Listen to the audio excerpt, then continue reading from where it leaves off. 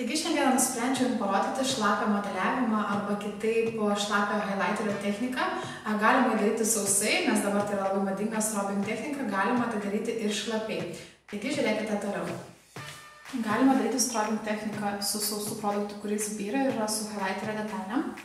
Tačiau gražiau atrodo, kada highlighteris yra sukeptas, tai yra suspaustas ir jis turi daugiau žvilgių detalių, kaip šis.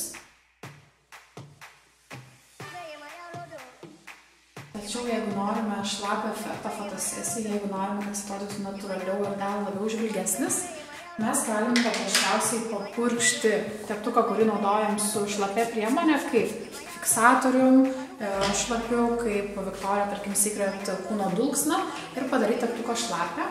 Su šlapiu teptuku patapšnuotose vietose, kur mes dėsim vėl highlighterį. Ir tą patį sausą highlighterį ypatingai gerai tinka būtent tas sukeptos formos.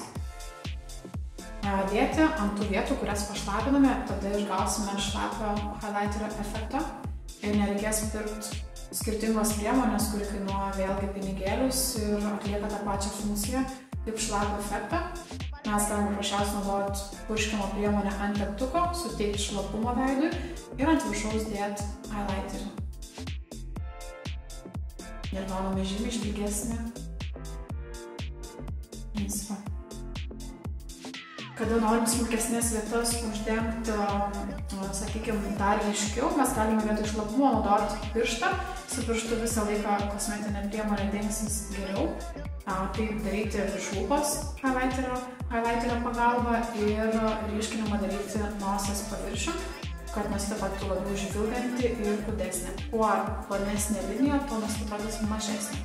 Taigi šlapiam efektui išgauti, jums paprasčiausiai reikia turėti priemonę, kurią greičiausiai turite savo makiažo krepšelėje. Tai yra arba makiažo fiksatorius, kuris purškiasi šlapiai vandens pagrindu, arba kažkokią tai kūno dulksną, kuris skaniai kvepia, papurškite jos ant teptuko, būtent tas vietas, kurias norit paryškinti, uždėsit šlapių principų ir vėl fiksuosit būtent sausu produktu. Taip išgausit šlapią efektą.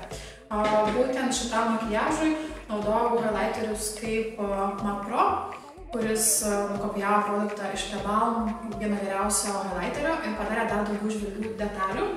Taip pat labai mėgstu, kada darau šiek tiek ryškesnį modeliavimą, kada darau bronzinimo efektą, naudoti MAC highlighterius. Tai tiek.